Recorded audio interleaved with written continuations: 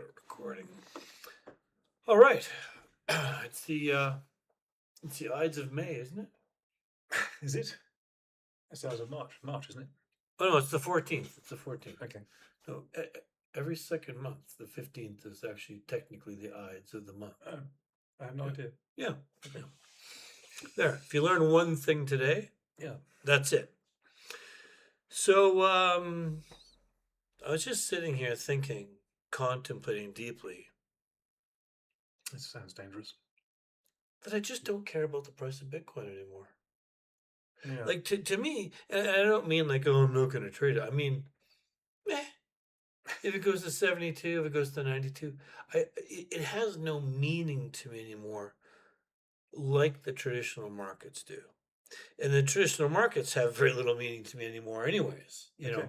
Because they're all manipulated and bullshit. Anyways, hey, I forgot to introduce. This is the Gravity live stream. See, This is the. I was deep in thought. Yeah. This is the philosophical version of the show. The philosophical version. We won't talk about killer robots this time. Well, probably not. Maybe not. Well, I know we've got even more interesting things to discuss, actually. Oh, we do? Yeah. Oh, God. Well, I did some trades the other day. I just want to say that your disinterest in Bitcoin is actually reflected in the wider marketplace. I think people have fatigue. Well, I read this morning that the number of Google searches for "How do I buy Bitcoin" is at an all-time low. Well, everybody knows by now. Well, that's possible. It's not like 2015, right? Yeah. All right, so we may as well look at a chart instead of us. So let's just get started here. We always start the show. We're the Rogue Traders, by the way. Looking at any positions we happen to have on. We've got a little fund here you can invest in. There's not much there. If you invest some goddamn money in it, I can put some big money on there, and you can make some money too. Whatever, fine. But I do try and make trades here when I remember. Obviously, it's not my main trading outlet, but I do put trades on from time to time. Let's start off with Bitcoin. It's the 14th today, so it was the 7th last time. Yeah. And so it was what we. Well, we're looking at the 15-minute chart here, so we could. 15-minute chart. Yeah. If we look at the hourly. Oh, yeah. Where the hell are we? Yeah. Whatever. There we go. All right, 7th was back here.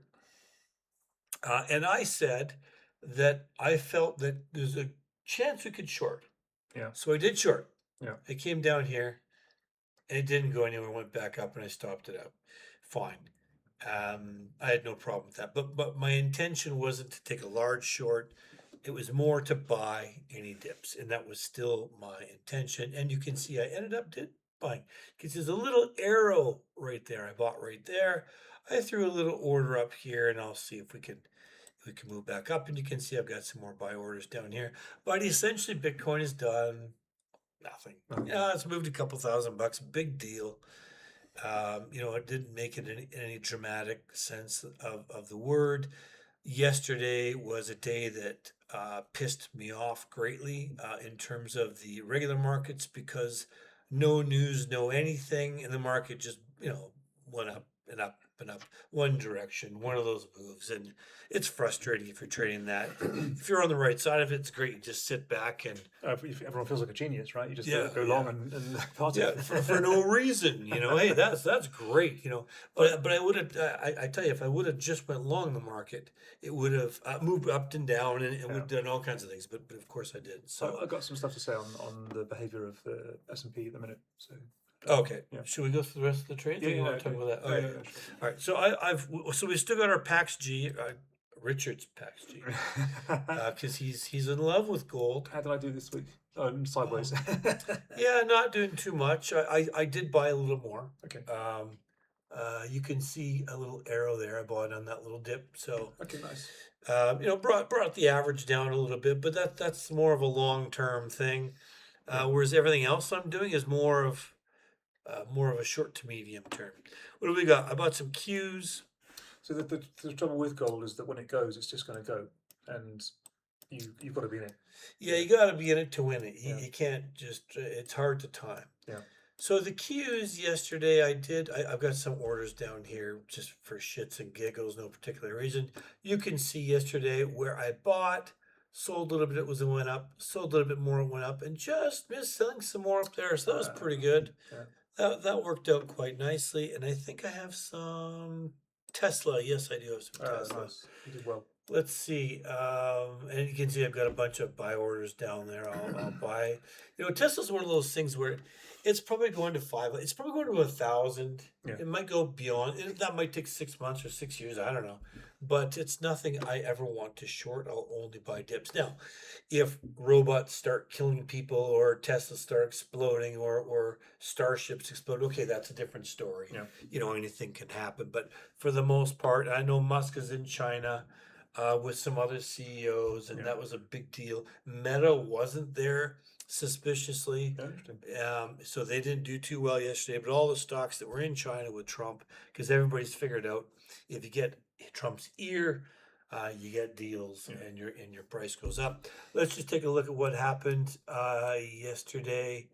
I bought because Tesla's interesting, isn't it? It's way overpriced, but any normal business metric, it's massively overpriced. But people love or hate Elon, and the price is representative of the awe in which Elon is held, right? Yeah, and he's doing some amazing stuff. Let's face it. Like he is, whether you love him or hate him, man, he makes things happen, Yeah, and that's for sure. it's quite interesting. So you can see last week, I bought some here, then sold as it went up, sold a little bit more here. I think I was flat by this point. Kind of went sideways, took a dip. I bought. You can see the little arrow there. Wish I could make that bigger. Sold some here, sold some there, and then I've got an order like up like I don't know 480 or some ridiculous thing for the last little bit. Again, I'm not trading big amounts here. I'll make $50 here, $100 there, 200 here, type of thing. There's not a lot of left of any of these positions. I've sold most of them, as you can see down there. So that's it. So you've got some thoughts on the SPYs. I didn't buy SPYs yesterday. I only bought the Qs yesterday for some reason. Well, I mean, I've got some thoughts on stock in general, but I just say there's SPY because it represents. Sure. I'll just take a look at the SPY just to have it The up. S&P is pretty much the top 7 stocks and nothing else really these days, right? So here we're on stratospheric rise still. I think those down legs are artificial. Those aren't real. Those are errant prints. Yeah. Yeah. So I think the S&P is still shocking people given its strength. And I think yes, there is unprecedented amounts of cash in the world right now, empty money supply, which is probably frustrating for Bitcoin guys because they would expect Bitcoin to follow that up. But it seems that all the money is going into US stocks at the moment. I think this looks like a gamma squeeze. I think people have bought calls. I think market makers have been short calls, therefore short gamma. They've had to buy stock in order to hedge their positions, which is normal. That doesn't worry them at all. And while people are still buying calls and long calls and in the money on their calls and making money, these positions have to be delta hedged continuously. Sure. And then one day the market will stop doing that. Because people will have either made enough money or they'll feel that they don't have a chance anymore, or some bad news will come out or something. It has to happen, right? And so we've seen what 18% rise in the past 30 days. Oh my gosh, is it? Yeah, it's massive. Right? Well, here I can use my little. I can see my little tool behind the camera. It's way over there. So if I go back to what is this? April 9th is when they started. Right. Up to now. I mean that's 10%. 10%, yeah. So that's it's massive, right? So that's a whole year's gains you had in a couple of weeks. Yeah. And so I can't tell you that it's going to stop tomorrow. And I said last week I feel it's starting to roll over. I still do. I still think we're near the top. And what you find is with these gamma squeezes, once the reason for holding those hedges goes, i.e. options expire and people don't replace them, then market makers have nothing but else to do other than sell stock. And so any pullback could be quite violent. Now, even down to 700 on the SPY, which is like 7,000 on the S&P, right? Yeah, which is right around here. Which would have seemed high some time ago, but we could be down there in like a day or two. Right? Sure, I agree. and so it feels like a market that if you've been long it, you've done very well. If you're not yet long it, it's probably a bit late to get involved. It's probably my, without, or if you need to, if you've got a burning hole in your pocket and you want to take the edge off, buy some, but not much, Hmm. and then wait for the dip before you buy any more. It would be my feeling. I mean, and if you're really nervous about it, I mean, you could buy call spreads, long call Yeah, yeah, spreads, and do things like that to try and yeah. take advantage if it keeps going up, and if it doesn't, well, you didn't screw You yourself. didn't burn too much, and that's Yeah, that's the point. Don't burn more than like 10% of your stash on, or 5% of your stash. Just buy enough to stay in the game if you want to be in the game. sounds like a drug dealer would say that. Yeah, your first one's free. Yeah. Yeah, yeah. Don't use don't use your own supply. And I'm reluctant to sell. But I did actually have to adjust some short calls yesterday On SPY? on SPY, just because I was short the 750 call spread in July, and I thought, well, I don't want to be dealing with in the money. Mm-hmm. Yeah, so I rolled up to like 760, and I sold some puts to pay for it. So, but those puts Okay. are under very careful watch, and they're down at 690. 690. Okay. All right. So they're sort of down around this And, area. and I still have a strong July, suspicion I'm going yeah. to have to deal with them. Yeah. I, Well, and that's, what is that, 70 something days out. So you're getting pretty close to the sweet spot Right. before yeah, and the decay. The idea Yep. is if I can last another month and decay all that value away, I will, and get out of it. Yeah. But, I've got a sneaky feeling we're going to keep going up. yeah. Trump's in China. He's making deals. It's all super positive. Although I, and again, the war economy's kicking in. They're talking about Ford and General Motors making military machines. Yeah. There's a hell of a lot more profit in making military hardware because you do it for the Department of Defense and you can charge $50 for a goddamn screw. So it's a little different than selling cars, and I think that's going to be a massive boon. However, I do think that there's going to be a new round of strikes, and maybe even an escalation of the war in Iran this weekend. Yeah. And the reason why I think that is just sort of listening to the same old weekly rhetoric, blah blah blah blah, but we see a lot of jets, a lot of, I think there's like 35 UAE jets in Israel right now. We found out the Saudis were conducting strikes in secret against Iran, even though they said they weren't.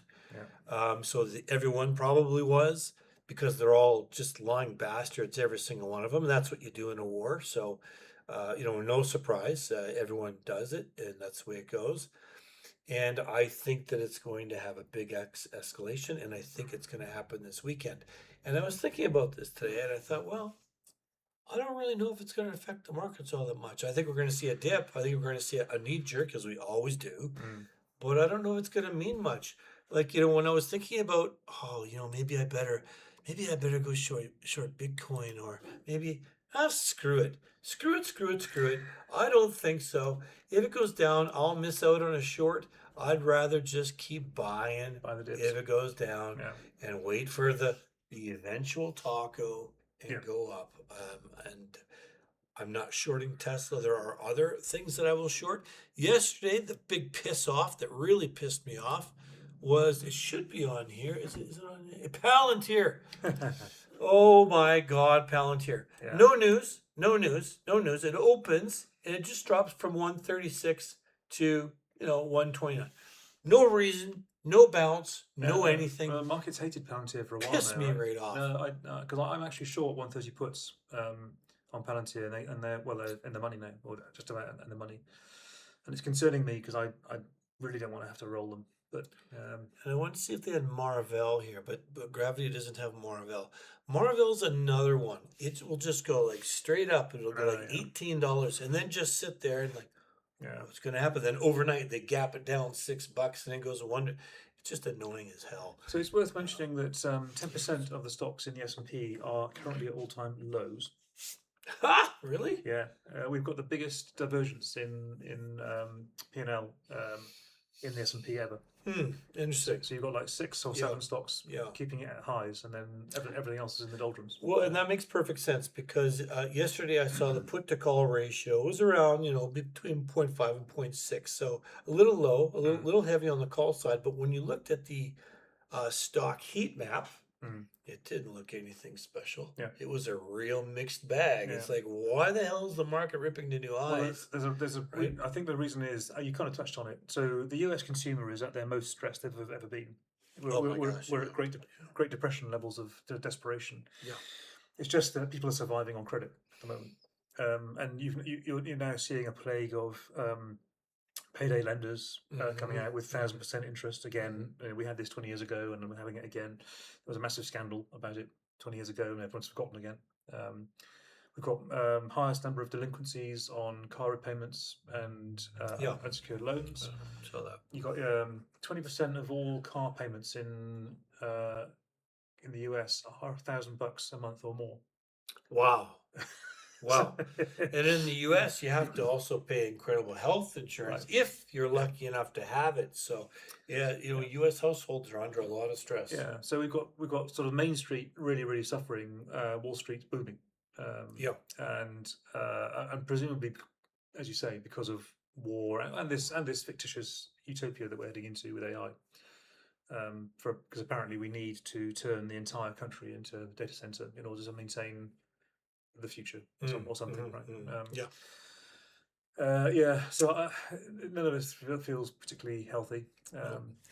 And I think this whole data. And last week we talked about data centers, and there's some new ideas about having, your excess electricity in your home used for data storage, which is a pretty good idea. There's some big problems with it I could see, but the theory, I think, oh, that's interesting. Yeah.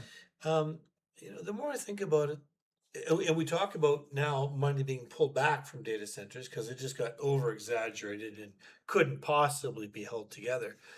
I really think it's got nothing to do with making our lives better, making your job easier. You're going to get fired, no matter what, unless you're a plumber. And even that's eventually going to be done. I saw there's a live stream. Some company has a live stream of their robots sorting packages. Right. Looks just like a human. Yeah. It just does it 24 hours a day, and then goes charges itself. Its buddy comes up. It's coming. This AI is designed to keep us in a virtual digital prison. Yeah. And we're paying for it under the guise of some other bullshit, and that's all there is to it. So how do we make money out of it? Escape the prison? Well, I don't know if there's a way to make money and escape the prison. Yeah. I feel it's got to be almost like a Fight Club level of thing. If you've never seen Fight Club, of course, it's a classic movie. Yeah. And that's what it's going to come down. We've got to take down the bloody system. Now, I'm not saying I want to go backwards and be like the Amish, although the Amish have got some good stuff going on. I'm not dissing them. Would you say that? But that's actually my next project is to build a farm like an Amish farm. And there's nothing wrong with that for an individual. Yeah. I'm just saying you can't stop progress. They couldn't stop, the wheel from improving in rubber. And I'm not saying we should stop progress. Progress should be a good thing. But the way it's directed, the way nobody has a voice, in the EU, the Dutch voted like 99% not to do something, but they did it anyways. Yeah. Democracy is a scam. I'm not saying China's the way to go either. I don't want anything to do with communism either. They've got some good things. They've got some bad things. But no system right now on this planet, as far as I'm concerned, is working the way it should. Now, will any system ever work the way it should? No, probably not. But as long as it mostly does, I'm quite happy. But I don't see that happening anywhere, Richard. Well, actually, on the subject of China, the best description I've seen of China is that it's actually very capitalist. I mean, the Chinese people are massively motivated by money, and famously hardworking, and bright. But the difference between China and the US is that in China, money is not allowed to influence politics. You can't buy yourself into power. They separate that. And I don't know if I believe that. Maybe that's the official party line. No, I remember I met this guy. You're now going to tell me that Xi Jinping is massively on the take. He doesn't need to be on the take. He's got the resources of an entire country, right? He wants order, and he wants to be popular, and by allowing people to become wealthy, but not allowing the billionaires to start dictating government policy. Yeah, because they disappear. Well, if they get They just disappear. if they get too big for their boots, which is right. I don't know. I don't know, Richard. I think That's exactly what you want. That's exactly what because you don't want to be in a digital prison. Anyway, I've got something to say about India too. Okay. Oh, tell me. So Modi, I think, is an idiot sometimes. Well, they're all idiots as far as I'm they're concerned. politicians. What do you expect? Yeah, that's what I mean. Right. They're all idiots. However, India has just very sensibly banned exports of sugar. And they're also taxing the import of silver and gold. But that's a separate issue. Well, that's a separate issue. Let's talk about sugar. Okay. Yeah. So sugar. Why would they ban the exports of sugar? Is it because they want the world to not have sweets? No. It's because they've run out of fuel. They're completely out of fuel, and they're going to turn all that sugar into ethanol and fuel their cars with it. All right. And what does that mean? That means that nobody else gets any food because it's all going to be burned in petrol tanks. What they should do is turn it into fucking Red Bull, and everybody's riding a bicycle and really get that country going. That's fair. Okay, so this is I'm not picking on India particularly, but this is although it's easy to do. This is the first. I spent a very wonderful 4 months in India. This is the first domino to tip on the whole global fuel food equation. Okay, regarding Iran, and because of the Strait of Hormuz, the ill-advised war against Persia and Persia's very sensible closure of the Strait of Hormuz for leverage. And this India won't be the first. We already have massively expensive fertilizer as a result of lack of gas coming out of Straits of Hormuz. Yep. Food is going up. I think we've seen a 30% rise in the price of wheat last week. Oh, really? Yeah, yeah. Oh, jeez. And do they have commodities on here? I don't think that they do. It's a shame because real world assets. Well, you've got copper and stuff. No, just hard commodities, no soft commodities. Because who'd have thought that wheat and pork bellies would be an exciting thing to trade? So we are entering into stealthily, very slowly, slipping into an age of adversity, and that's going to affect the entire world. And first of all, it's going to be that food prices are high because food is getting more scarce, and then it's going to be that food is so scarce that no amount of money will buy it. So you act on that as you see fit.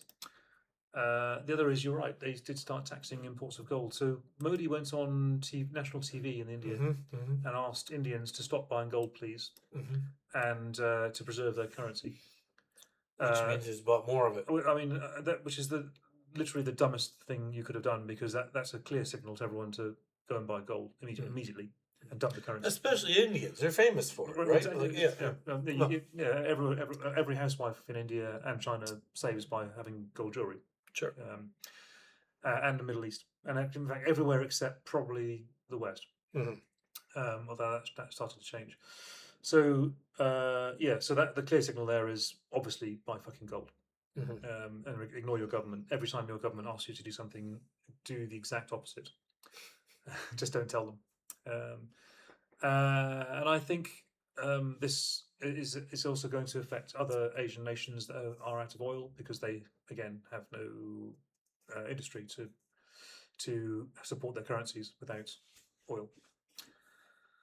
So it's fun times. We've got this sort of frothy US stock market based on the sort of digital war economy, as you mentioned, and this sort of hope of AI utopia, and then the world's falling apart. Well, the thing about Asia is that about 25% roughly of the oil flows through the Strait of Hormuz. Almost all of it goes to East Asia. Yeah. It affects us in the West almost zero. In that regard, yes, fertilizer goes through, yes, other things. So it's going to affect them first and hardest. It'll have trickle down effects. But my question to you is: let's just say an escalation of the war happens on the weekend. What do you think the market's going to do on Monday? Do you think there's going to be a massive gap down, or a small gap down, and then a retracement during the week as it tacos? I think that if when the war restarts, and it certainly will, I agree with you. Timing I couldn't tell you, but while Trump's in China, not a bad time, because he's kind of not there to blame. I think the market will just shrug it off, completely. Mm-hmm. Mm-hmm. I think the US, the guys in Wall Street who are the market, have no clue whatsoever as to the importance of Hormuz on their lives. Or they just don't think it's going to matter that much because Yeah. there's so much world oil elsewhere. Yes, there'll be a glut. Yes, there's going to be, some transfer, but really, we can do without the world's oil from Iran. No, maybe, and but they can't do without all the oil from the Middle East, and they certainly can't be rebuilding oil infrastructure while Iran's bombing it, and Iran will bomb it Sure. because they're Yeah. going to maintain Sure. leverage now because they've been hurt. So, but the thing is, I speak to Wall Street traders now and again every week, and they absolutely believe that Iran has lost. There's an utter delusion. Even though yesterday the Department of Defense came out and said, "Yeah, Department of War now? sorry, Yes, yes. said actually, no, you're right. Iran does have 90% of its Yes. capability still. We Yes. actually were bombing inflatable." It's a mountainous Decoy- country. People don't decoys. realize how mountainous Yeah. it is. It's easy to hide stuff in the mountains. And The thing is, and also Iran have come out and said categorically, Mhm. if you bomb us again, we are going to build a nuke. Okay. They came out with that 3 days ago. All right. Right. And I don't think they lie. I believe them. I mean, I've looked at what it takes to go from 60% refining of Yeah. uranium hexafluoride to 90% for a bomb. Sure. It takes about 36 hours, Okay. and you need about 60 centrifuges in a Yeah. series, and you're done. And those centrifuges are easy to make, and they've got them anyway, and they could literally have a bomb within a week. And this is why I think Trump has won. Oh, really? Yes. Okay. Here's why. Let's just say Iran does develop some nukes. Well, they're not going to be like Russia's Satan 2, No. which is 300 megatons or whatever compared to think about Hiroshima, what was it, 15 or something? Yeah. They did just fine. Japanese did just fine. They rebuilt quick. It's not a big deal. Yeah. However, let's say Iran makes 20 or 30 of these. Yeah. They don't have the ability to hit Paris or London or Washington, but they do have the ability to hit Tel Aviv or Dubai Yeah. or Riyadh, these places, and that's what they'll probably do. Yeah. In which case, guess what? Who's got all the cards? The U.S. and the Western Hemisphere. The East loses its access to most of its oil. And what Trump is doing is he's blocking the blockade of the Strait of Hormuz. Yeah. So I know a lot of people like to think he's an idiot, and sometimes he sure can act like it, and he says things which I don't understand, whatever. And again, I don't necessarily understand, but I think in this case, actually, this might be playing right back into the petrodollar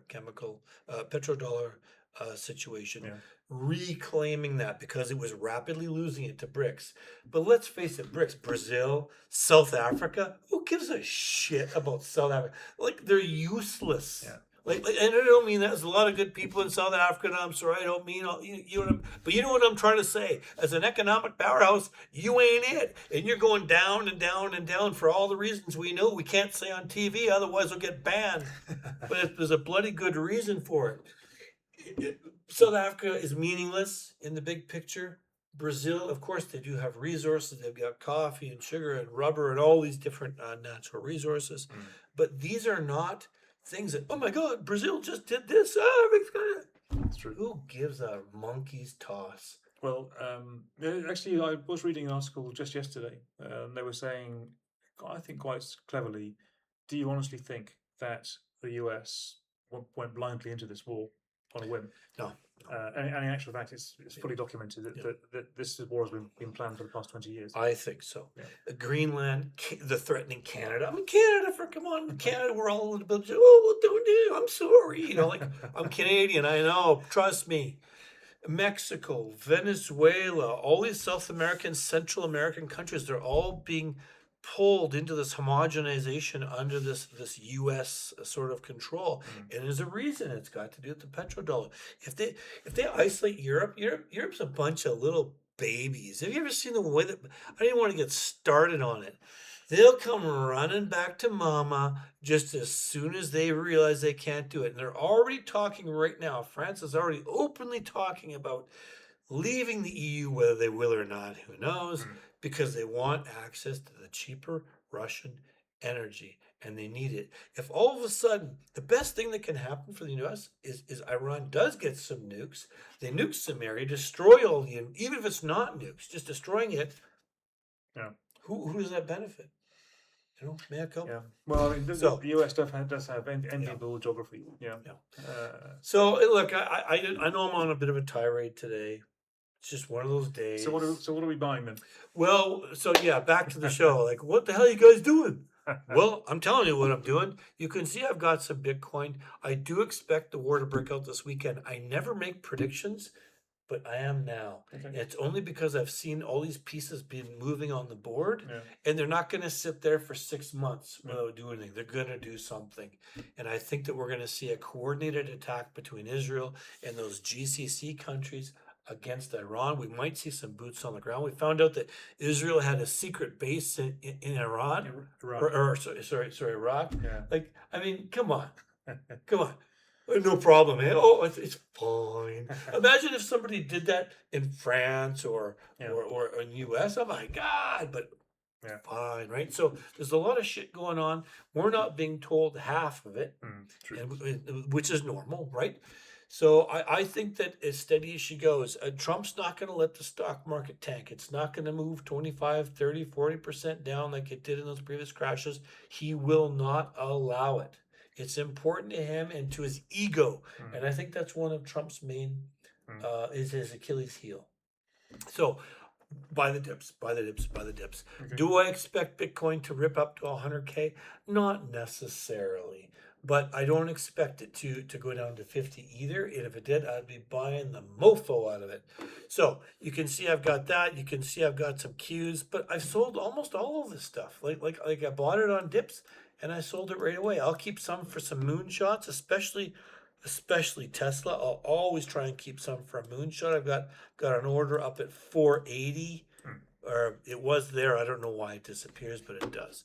All right, let's take a look what the liquidity heat map says, and just to see if that gives us any clues. It must be running overtime because, man, I really went on a tirade. I'm sorry about that. Yeah. Well, I get pissed off about these things, because they don't make sense. But it's got to make sense to someone somewhere. Yeah. If it doesn't make sense to me, it's someone somewhere. That's actually a very, very fair point. If it all looks mad, then it just means that you don't know enough information. I don't have enough information. Yeah. I need to work for Ken over at Citadel, and I have the information. All right, so 24-hour. We got a bunch here at 80-ish. So my business partner in my fund used to work for Ken, Yeah. and he chose not to. Yeah, well, it's a double-edged sword. You're making a deal with the devil. Yeah. Same with like Jane Street, all these people. Like you don't go year after year after year without I having think a losing month. those Jane Street guys, they're weirdos. They're like the Mormons. They're strange. They're odd. They're odd. Yeah, Yeah. yeah. So anyways, like 78, 80. Okay, it's not a very tight range. 24-hour chart, whatever. Yeah, we've had a few Makes sense. liquidation takeouts over the weekend and the week, but Nothing too extreme. yeah, We go out 3 days. Well, it's kind of all up on the high that's interesting, side, right? Yeah. because it didn't hit 83 earlier. It came Yeah. close. I mean, It didn't quite it's not 100 million, but it's interesting. A little bit down here, high 70s. Okay. Yeah. Let's take a look at a week and then 3 months and then we'll or sorry, 1 month and then we'll see where we stand. So really not a big difference. 83, a little bit 78, nothing here. There's no immediate liquidity that needs to be blasted out. Yeah. Let's take a look at 1 month. Just trying to think where our robot is. Our robot's currently short the market. Well, I like that on the 1 month chart. There's more Yeah. to plunge through here to Yeah. kind of the mid to high 70s. That's why I think that I'm happy to buy as it forces its way through Yeah. that liquidity, and then of course all this is going to drop back down, and then we'll have to push up through that. So Yeah. that's my plan. That's what I'm going to do. Actually, it's interesting because we've got an expiry coming up this weekend, and it's also the month-end expiry for US stocks. And if there's going to be a war as well, that could be. I might be wrong. I think maybe the market doesn't shrug it off. Maybe it triggers a gamma event. All right. Well, let's see what the what the volatility say. Let the volatility stand pretty low. Yeah, It's yeah. really not doing Yeah, it's much. been dropping all week. Yeah. Yeah. And just so you know, the blue line is the price of Bitcoin. All these colorful orange, yellow lines are the different volatility time frame. So Yeah, you 1 know, week, 2 1 weeks, a week, month. 2 week, all that stuff. So at the money is just under 40%, which is kind of low. That's a low quartile for Bitcoin. So after about 3 weeks of being in that kind of range, I start to get nervous that it's going to go up again. So Yep. we're kind of getting due close to maybe a week away from being due for a big move to ruffle some feathers. And then the 25 Delta butterflies, they're telling us that if the market does move, nobody expects it to accelerate. And just say this is one day, right? This Yeah. is just like today. Yeah, but that's then Right. you've got 2 days a week. Have a look at 1 month. 1 month is kind of indicative. So 0.6%. We could look at 1 month down here. Yeah. So it's even less, right? So what people are saying is that we don't. If the market does move around, we don't really see it taking off in any one direction. Yeah, well, and like you said, most people are really not concerned about this war for some reason. Yeah. I think because it hasn't actually affected anyone materially yet. Only fans girls in the UAE. Yes, true. Yeah. And presumably they're not a massive Bitcoin voting bloc. So no. And then 25 Delta risk reversals minus 5% 1 month. That's kind of probably why that's the highest. We're bearish. See? Yeah. And then it goes down from there. Yeah, so I think the market's saying, well, yeah, okay, we kind of, if the market does move, we expect the down move more than the up move. Yeah. But we don't expect it to accelerate hard. Which is normal for Bitcoin. Right. Yeah. It has become normal. And then the 10 deltas, this is at the extremes. 3% is 0. It's nothing. So a chance of a massive move, runaway is 0, basically. And 10 delta just sort of, well, one of the ways you can view delta is the odds of that happening. It's about a 10% chance of that happening. Yeah. So. And then 10 delta risk reversals are basically saying, well, we're not massively, we're just as kind of pessimistic as we always are. We're not massively pessimistic. We just, puts are more expensive than calls because the risk of a harsh move is on the downside, not the upside. The risk right now, I think, for most people is maybe they're seeing a lot of their positions expire, or they bought them back cheaply. Yeah. And so the risk is oh, geez, I need to get that theta back up. I need to make some money, so I'm going to sell some more. Yeah, it gets dangerous, because then if it spikes up. Yeah, in our experience, selling options below 40 vol on Bitcoin is a bad idea. So we're in the sort of bad idea territory. But there are always people out there looking for yield. Yeah. And in the summer, we've seen it go into the 20s. Yeah. So summer's coming up, so it could, this could be a high vol compared to July. And maybe possible. It could be that the right trade is to sell July strangles and then buy them back in June, maybe. But I wouldn't sit on them too long. Yeah. Yeah. All right. And then funding costs 0. So seems like every week, which is 0. Yeah. So So this is this is the market is actually telling you that Bitcoin is not an anti-inflation asset right now, which is a strange thing. Yeah. And for you that trade the trad markets, it's like each day it's a bit of a crapshoot. I mean, there are some indicators that help you, but usually there's 1, 2, or 3 stocks that perform well. The rest goes sideways, or for some reason goes straight down. There's the chosen ones every day. Nvidia, not a big surprise. It's been strong. It is the most capitalized, like the highest capitalization. It's 5.5 trillion. It's crazy. It's got more. It's worth more money than every other country on earth. Yeah. And Intel's been doing some good work, and they've been pretty strong. They've had a good run up. They've had some weak days, which is expected. But don't get me wrong. But so Nvidia is a good company, and it's got good products. But is it more valuable than everyone else being able to eat? Really? You sound like a communist. My God, what's going on? What's been doing well for me? Rocket Lab has been doing well for me. Oh, Rocket Lab, yeah, sure. And there's a bunch of talk about drone companies. They're probably things to buy at the minute, and also massively energy, nuclear energy. Yeah, so nuclear energy is back fashionable again. Yeah, it comes and goes for sure. Companies like Oklo, but if you're looking at the memory, if you're looking at storage, these are going to have their days, and if we continue on this trend, Mm. which we will to some degree, we've talked before about, there's thousands of car manufacturers 100 and 150 years ago, and there's only a handful now. It's going Yeah. to be the same damn thing with robotics companies and memory and all And those other and things. those three remaining car companies can't make any money making cars. So They now have to make tanks missiles and and stuff. troop transports and And I may have said this before in a previous episode, but also worth remembering that the car manufacturers that manufactured aeroplanes during the Second World War, yeah. airplanes and tanks, didn't actually make that much money doing it. Oh, The companies that made the most money, most profits during the Second World War were tobacco and alcohol companies. oh, okay, sure. Right? Everyone gets stressed out. Yeah. Yeah, I think that's important. If you've got boots on the ground, you got to keep them quote So, unquote so happy. what's the modern? Because the kids these days don't drink or smoke. So what's the Well, current? they'll start. Maybe. They'll start if they get out of their comfy mom's basement drinking their fucking frappes from Starbucks and stuff like that. They'll have to become real men again and not put on nail polish and whatever the hell else they're doing. Sorry, I'm just on one of those days. I was in the gym this morning, and I go to a very provincial little gym when I can't make it to my boxing gym, and it's full of looks maxes and OnlyFans girls. Our society It's is in it. Yeah, I don't even know what to say anymore. But you know what? My grandfather, great grandfather, probably looked at me and all my friends Yeah, and true. said, "Oh my God, what's wrong with these people?" Yeah. Right? So it's probably a normal reaction. I'm getting older, but it's getting a little bit off. But when the shit hits the fan, you got to put yourself together, and you've got to feed yourself. You got to take care of your family. You've got to defend your country. Although they're quickly trying to get rid of the idea of country and tribalism. Yeah. And that's the whole point of globalism, is to make everybody the same, although we're clearly not. No.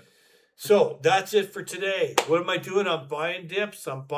But man, I'm scared I'm going to miss it. I'm scared that the price is just going to keep going up and I'm going to miss opportunities. But when and I'm specifically talking about the indexes because they haven't had as big a moves lately. But when you look at things like Tesla, when you look at Nvidia's or Intel's or these other technology memory companies, they will have 1, 2, 3 days where it's just all sell pressure. Yeah. And I think those are great opportunities Yeah. to pick them up. And if you want a cheap hedge, by the way, against all this stuff, because I mean, what you could do, of course, is buy Tesla puts just in case you're wrong. Sure. But that's be hideously expensive. Very The implied vol is massive. But what you actually could do, the thing that's going to kill this bubble, and it could be tomorrow and it could be in 2 years' time, but what always kills it is the price of money. And we're currently at above 5% on the 30-year treasuries, which means your mortgage now is 7% plus, which is going to hurt everybody who's buying a $500,000 house or more, which is everyone. And are all those people left to remortgage? They're in a big and tough. of course, and the US is massively in debt and getting more and more in debt every second, which has to be refinanced ever rising rates. And people, we've talked about the money supply increasing all the time. Yep. And people are just going to say, well, therefore everything goes up. Well, no, because if there's massive inflation in money supply, people who buy bonds are going to demand much better prices on their bonds, and they're going to force the prices of bonds down to get better yield to compensate them for the inflation. So buying puts on treasuries might actually be a great hedge against a bubble crash because it's way cheaper. It could, yep. I think, and just one last thing I'll say before we go, and we can discuss this more next week because we might have more information. I think this $40 trillion, whatever the U.S. debt is, I think it's gonzo pretty soon. I think there's going to be no problem. And the reason why is this Western hegemony. Destroy the Eastern infrastructure of oil production, bring it all in the West, the petrodollar's back. That 40 trillion is gone fast. Right. That's what I think is going to happen. I think that's the grand plan. And I don't know if it's Trump's plan, if he's the genius, or if it's his advisors, but I think they know what the hell they're doing. Yeah. Even though it seems like they're running around like chickens with their head cut off, I actually think they might know what they're doing. And I'm not saying it's right. I'm just saying that's what I think is happening. So my prediction is the war escalates this weekend. And I expect dips. I expect to have a lot of my positions go against me. I'm perfectly fine with that. I'm buying the dip because you can't time every bottom. Yeah. And away we go. And then I think that whether it takes a week or 2 or 3 weeks for it to regain those, I think it will. Awesome. All right, that's it for this week. Thanks everyone, and thanks for putting up with us. We'll see you next week.